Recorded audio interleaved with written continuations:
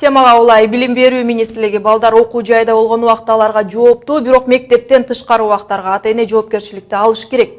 Бул тууралуу билим берүү жана илим министри Гүлмира Кудайбердиева билдирди. Белгилей кетсек, 20 январдан бери өлкөдө мектеп окуучулары бычакташкан 3 учур катталып, анын бири 9-класстын окуучусунун өлүмү менен аяктаган. Бул окуялардан кийин мектептеги кырдаал коомчулуктун талкуусуна түшүп, билим берүү министрлиги атайын көрсөтмө кат даярдады. Анда мугалимдин сабак учурунда классты таштап кетүүсүнө тыюу салынып, окуу жайларда коопсуздук чаралары күчөтүлүп жатат. Мына ушул маселенин тегерегинде студиянын коногу илим берүү министрлигинин өкүлү Гүлшан Абдылдаева менен маектешебиз. Саламатсызбы, Гүлшан? Айтсаңыз, министрлик мектептерге инструктаж берген кабарлады. Мындай чечим бир апта ичинде эле мектептерде окуучулардын бычакташуусу боюнча 3 факт катталгандан кийин кабыл алынууда. Билим берүү министрлиги ушундай инструктажды буга чейин эмнеге берген эмес? Балким маселе өз убагында кабыл алынса, бул көрүнүштөрдү алдын алууга мүмкүн болмок. Ага чейин бизде билим берүү тармагында буйруктар болгон.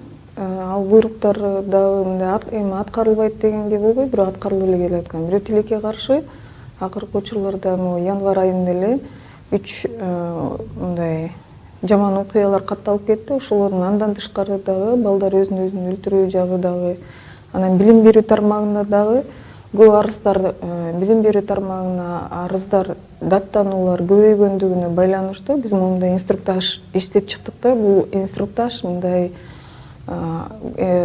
жана конституцияга, билим берүү мыйзамына жана балдар кодексинин мыйзамдарына карата ошол атайын инструктаж иштелип чыкты. Анткени азыркы учурларда мисалы биздин соцпедагогдор менен психологдордун анализи боюнча үй бүлөлүк зордук зомбулуктар абдан күчөп аткандыктан да, ошондуктан азыркы учурларда билим берүү тармагы мындай балдарга мындай опуз алуу же болбосо зордук зомбулукту тарбиядан эмес, тарбиядан тышкары мындай мээримдүү тарбиялоо жагы жана балдарды урушпоо жагы, мындай туура жолго салуу, балдардын демократиялык жолдорго салуу, анан балдардын укугун коргоо жагы ошо билим берүү тармагына милдеттендирилген. Ошондуктан ушул инструкцияда айтылып атат да. Мисалы көп учурларда эгер бала сабактан кечигип келсе, кээ бир мугалимдер ошо сабакка киргизбей коюп, бул дайым бир тарбиянын өзүнүн бир жолдору окшойт, ошол баланы сабакка киргизбей коюу. Биз ага тыюу салып атабыз, анткени баланы сабакка киргизбей коюу бул тарбияга жатпайт.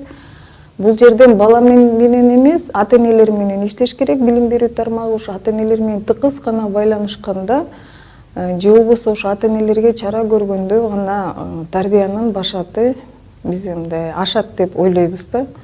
Бул көрсөтмөдө балдарды окуудан калтырып, кезметке киргизбөө, бейтааныш адамдардын мектеп босогосун аттап коо көрсөтмөлөрү бар. Мындан башка дагы кандай сунуштар берилди, анан ким аларды аткарылышын көзөмөлдөйт? Бул сунуштардын аткарылышын көзөмөлдөө бул мектептин администрация, милдеттүү түрдө мектептин директору жана мектептин администрациясы менен мектептин мугалимдери. Окуу процессине бул инструктаж бир эле гана билим берүү тармагында окуу процессин мугалимдерге дагы гана эмес, ошол окуучуларга дагы айтылып атат. Жанагындай айнектен секирип кетүү, тепкичте мындай кырсыктуу жерлерге турбоо, өзүн туура алып жүрүү деген ошо окуучулардын жана ата-энелердин укуктары менен милдеттери дагы ушул жана нускамага камтылган.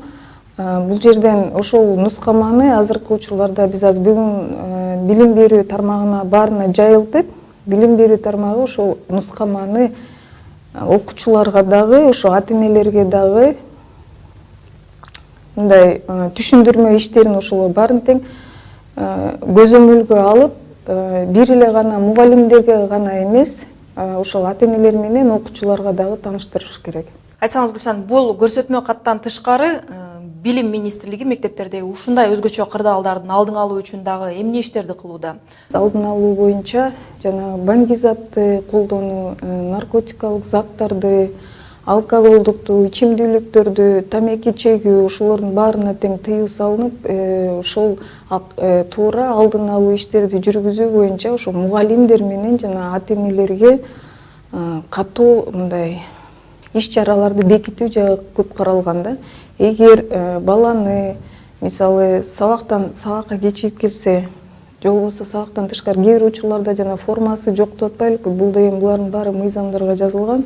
Ошону бала формасы жок мектепке келген учурларда дагы сабакка киргизбей койсо, бул жерден мектептин мугалимдери жооп берет. Бирок мектептин ичиндеги жанагындай окуу куралдарды же болбосо мектепке залакка келтирген окуучулар болсо, булардын ата-энелерине дагы чара колдонулат да. Анткени бул мамлекеттик орган, мамлекеттик эмес, ошол мамлекеттик органдардын же болбосо жанагы баланын өзүн туура алып жүрүү, туура жана дисциплинаны, анан тартипти ошо мектепте кандай сактоо жагы дагы ошол нускаманын ичине баары бекитилген. Маегиңизге рахмат.